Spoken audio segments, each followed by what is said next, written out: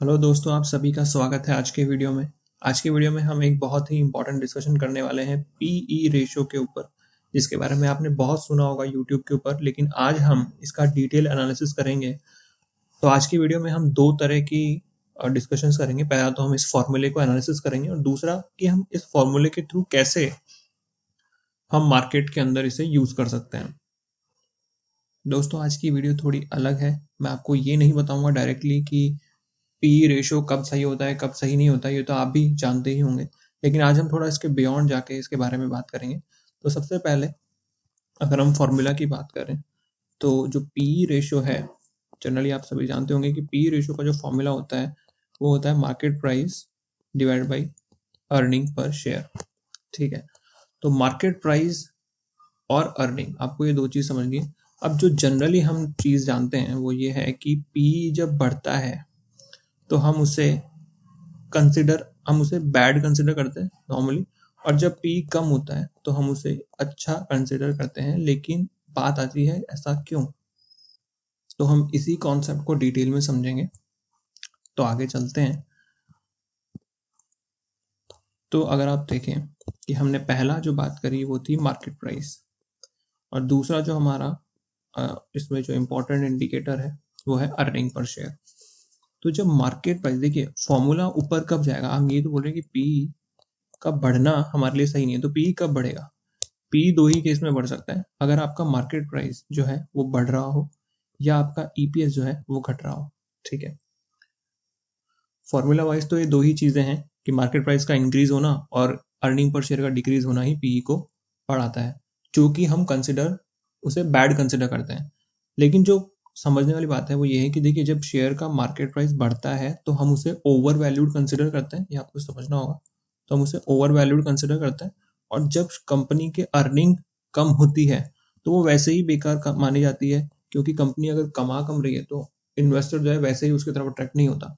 तो ये दोनों ही सिचुएशंस के अंदर आपका जो ओरिएंटेशन है वो ये होना चाहिए कि हाँ, इस वजह से, क्योंकि मार्केट का प्राइस बढ़ना या कंपनी की अर्निंग्स का कम होना दोनों ही कंपनी के लिए अगेंस्ट में जाता है। हालांकि मार्केट प्राइस बढ़ने के दूसरे एस्पेक्ट से जो हम डिस्कस करेंगे, मार्केट प्राइस बढ़ती है तो इसके दूसरे इंप्लीकेशन भी हो सकते हैं। हालांकि अर्निंग का कम होना तो आप सीधा समझ सकते हैं, अर्निंग का कम होना is against the companies interest और स्टेक होल्डर के इंटरेस्ट के अगेंस्ट में भी है। लेकिन मार्केट प्राइस का बढ़ना दो रीजन की वजह से हो सकता है। देखिए, जनरली जब मार्केट प्राइस बढ़ती है तो उसके पीछे रीजन जो होता है वो होता है डिमांड। देखिए, शेयर मार्केट डिमांड और सप्लाई का ही खेल है। लेकिन डिमांड क्यों बढ़ती है, देखिए जब जो स्टेक होल्डर्स हैं या शेयर होल्डर्स में बोलूँ, अगर जब शेयर होल्डर्स ये एक्सपेक्ट कर रहे हैं कि in future, near future company की जो अर्निंग्स है वो बढ़ने वाली है, अगर वो ये एक्सपेक्ट कर रहे हैं तभी वो शेयर को आज बाय करेंगे, यानी शेयर की वो डिमांड क्रिएट करेंगे। और अगर डिमांड शेयर की ज्यादा होगी तो डेफिनेटली शेयर का जो प्राइस है वो ऊपर जाएगा। तो ये एक एस्पेक्ट हो सकता है जहां पे आप फ्यूचर अर्निंग्स के बारे में बात करें, क्योंकि अर्निंग पर शेयर जो है वो करंट इंडिकेटर है, वो ये बता रहा है कि कंपनी ने आज तक कितना कमाया है। तो हम इसे करंट या पास्ट इंडिकेटर बोल सकते हैं। लेकिन मार्केट प्राइस जो है वो फ्यूचर को भी इंडिकेट करता है, क्योंकि अगर डिमांड ज्यादा है इसका मतलब आप कुछ तो सोच के खरीद रहे होंगे, आप कुछ तो सोच के उसको उसकी डिमांड बढ़ा रहे हो। तो जनरली ये एक्सपेक्टेशंस होती है स्टेक होल्डर्स की कि मार्केट के अंदर पॉजिटिव सेंटिमेंट्स है कि कंपनी फ्यूचर में अपनी अर्निंग्स को बढ़ाएगी या फ्यूचर में कंपनी जो है उसका अर्निंग पर्सपेक्टिव जो है वो बहुत ही अच्छा होने वाला है। तो एक ये एस्पेक्ट होता है। अब हम दूसरे एस्पेक्ट की बात करते हैं, जहां हम बोलते हैं कि पी का कम होना शेयर को परचेज करने के लिए एक अच्छी कंडीशन मानी जाती है, या शेयर उसमें अंडर वैल्यूड बोला जाता है। ध्यान रखिएगा, अंडर वैल्यूड क्यों, क्योंकि पी कम कब होगा, जब आपकी मार्केट प्राइस कम हो या आपकी अर्निंग पर शेयर ज्यादा हो। अब आप देखें तो अर्निंग के पर्सपेक्टिव से देखें कि अगर अर्निंग ज्यादा होगी तो ये तो वैसे ही बहुत अच्छी चीज है कंपनी के पर्सपेक्टिव से भी, और स्टेक होल्डर के पर्सपेक्टिव से भी। अगर ईपीएस इंक्रीज होता है तो वो वैसे ही अच्छा माना जाता है। अगर मार्केट प्राइस कम होती है तो देखिए इसका ओरिएंटेशन ये है, आप यहाँ पे अगर पी को कम कंसिडर करके अगर आप इसका पर्सपेक्टिव देखना चाहते हैं तो इसका पर्सपेक्टिव ये होता है कि आपकी अर्निंग अगर ज्यादा हो रही है, आपकी अर्निंग स्टेबल है, या तो आपकी अर्निंग स्टेबल है या आपकी अर्निंग ज्यादा है, लेकिन मार्केट प्राइस पे अगर फर्क पड़ रहा है, मार्केट प्राइस अगर डिक्रीज हो रही है, उसी केस में पी आपका कम होगा।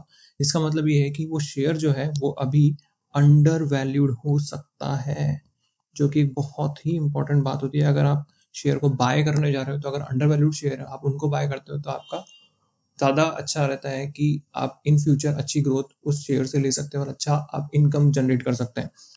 हम आने वाले वीडियो में और भी इंडिकेटर्स को डिस्कस करेंगे कि कैसे इन सभी बेसिक इंडिकेटर्स को समझकर आप एक अच्छा शेयर ढूंढ सकते हैं और एक अच्छी कंपनी को आइडेंटिफाई करके उसमें इन्वेस्ट कर सकते हैं।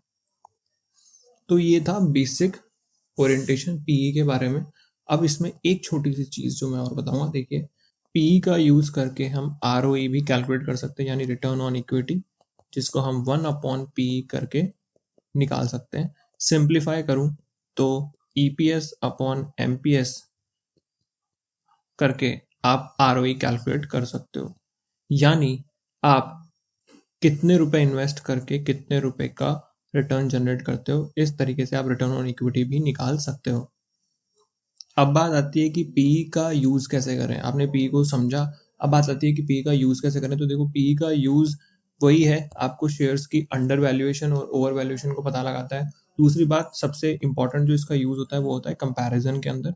जब भी आप कोई शेयर में इन्वेस्ट करने की सोचते हो तो आपको दो चीजें देखनी चाहिए। पहला, एक तो आपको इंडस्ट्री का पीई देखना चाहिए, इंडस्ट्री का पीई, और दूसरा उस कंपनी का पीई आपको देखना चाहिए जिसमें आप इन्वेस्ट करने का सोच रहे हैं।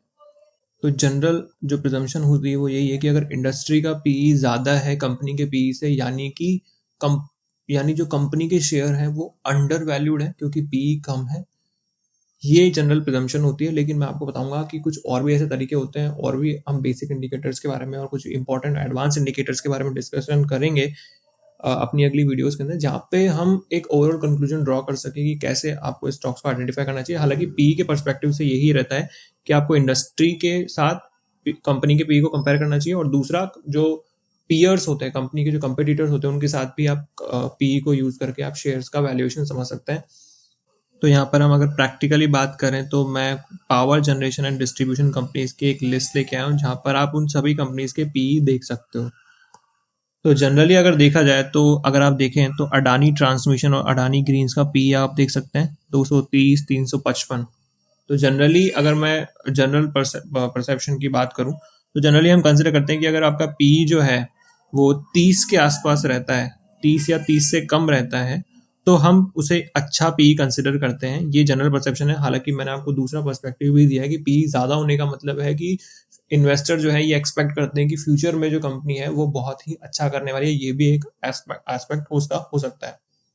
ये डिपेंड करता है और भी सारी चीज़ों के ऊपर, मैंने आपको कहा है। लेकिन पी के पर्सपेक्टिव से बात करूँ तो ये हमारा जनरल परसेप्शन माना जाता है कि 30 या 30 से नीचे का जो पी होता है वो अच्छा होता है। अगर आप देखें तो एनटीपीसी का जो पी है वो 9 ही है, यहाँ पे पावर ग्रिड का पी 10 है, अडानी पावर जो कि अडानी ग्रुप की ही कंपनी, अगर आप इसका पी देखें तो वो सभी में, यहाँ तक कि जो टॉप 10 कंपनीज यहाँ पे आपको दिख रही है, यहाँ पे जो आपको 10 कंपनीज दिख रही है, इनमें सबसे कम जो पी है वो इसी का है, 8.36।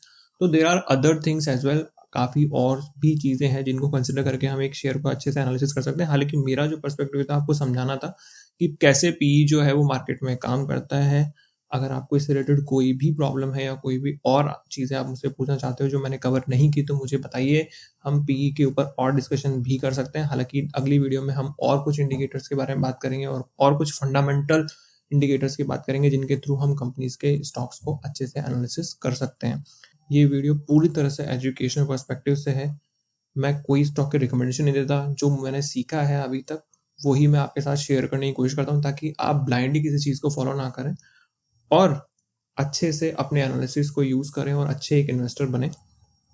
तो आपसे मेरी रिक्वेस्ट है कि आप चैनल को सब्सक्राइब कीजिए प्लीज़, और अगर आपको वीडियो अच्छा लगा है तो लाइक कीजिएगा, शेयर भी कीजिएगा। आपको ये वीडियो कैसा लगा मुझे कमेंट सेक्शन में ज़रूर बताइएगा। मिलते हैं नई वीडियो में किसी नए कॉन्सेप्ट के साथ। Thank you.